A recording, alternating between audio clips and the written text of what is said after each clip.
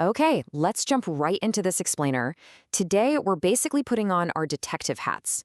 We're going to strip away centuries of tradition, intense theological debates, and later creeds just to examine the raw Greek grammar and the Hebrew naming context behind one of the most fiercely debated sentences in ancient texts, John 8:58. We're treating this purely as an exercise in Greek syntax, Hebrew context, and discourse analysis. It is an absolutely fascinating journey, so let's get right to it. So here's the roadmap for our investigation today. We're going to start with the grammar of John 8, look at some biblical Greek parallels, unpack the true meaning of the name Abraham, trace the surrounding discourse context, figure out how to translate I am naturally, and finally compare the two main readings. All right, section 1, the grammar of John 8. Let's analyze the exact Greek wording at the scene of the crime.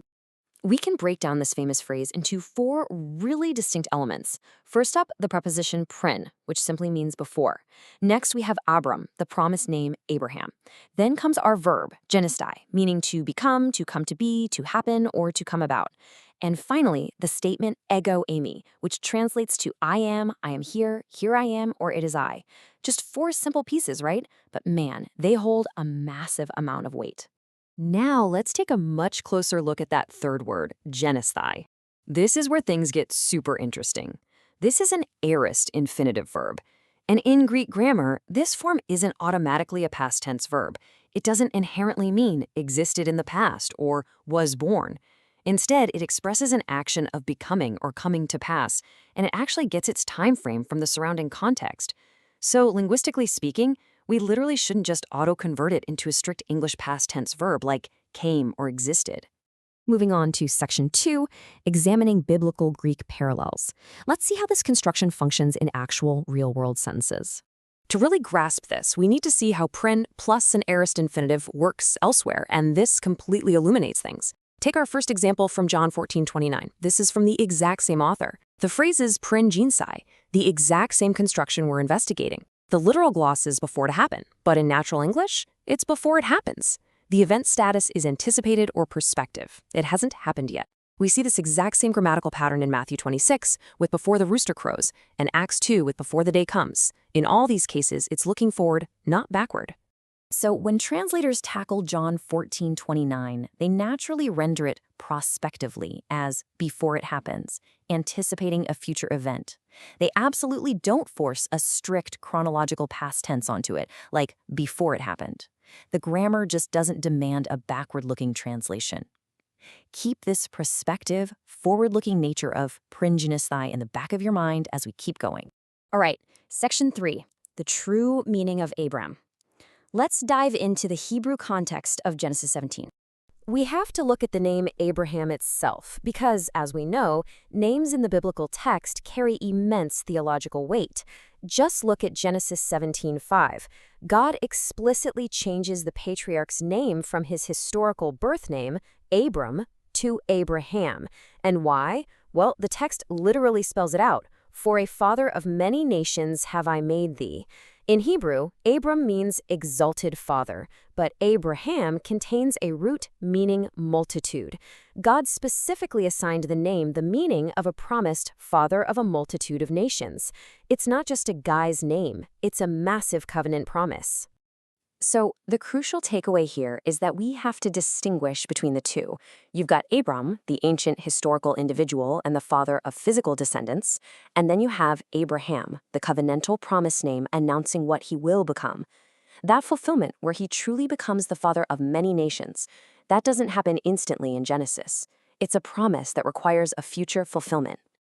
Which brings us to section 4, tracing the discourse context. Let's follow the heated argument happening in John 8. When we step back and map out the escalation in this chapter, we see a very clear flow. First, the crowd claims ethnic entitlement. Abraham is our father. Second, Jesus immediately steps in and distinguishes mere physical descent from actually being true children of Abraham. Third, he argues that true children would act the way Abraham acted, with obedience and faith. And finally, Jesus reveals that Abraham's faith was forward-looking. Abraham rejoiced to see Jesus' day.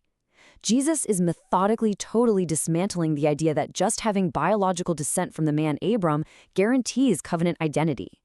He's driving toward this really powerful conclusion. True fatherhood requires fulfillment.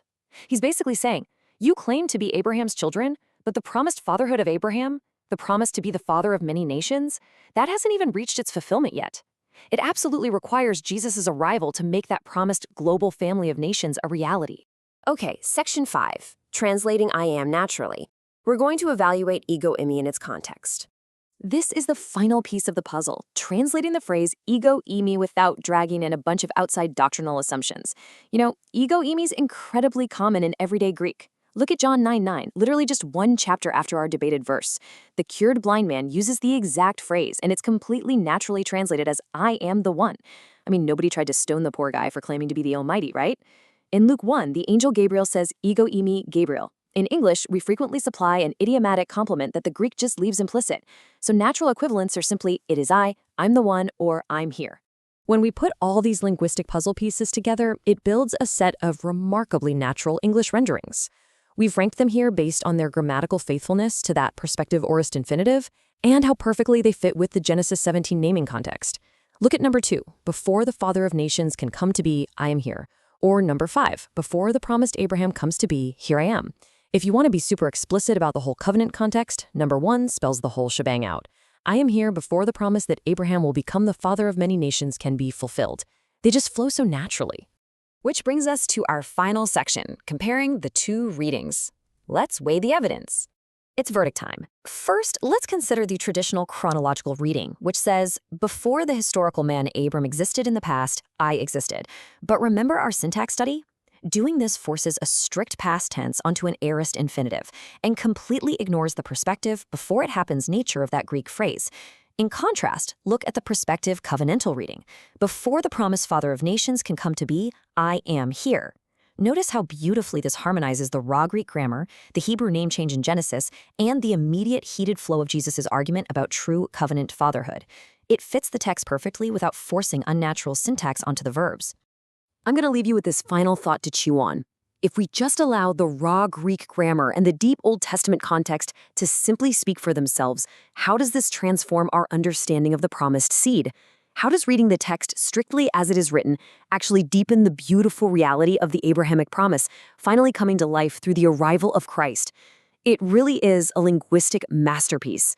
Thank you so much for joining me on this investigation. Keep reading, keep questioning, and keep exploring the text. See you next time.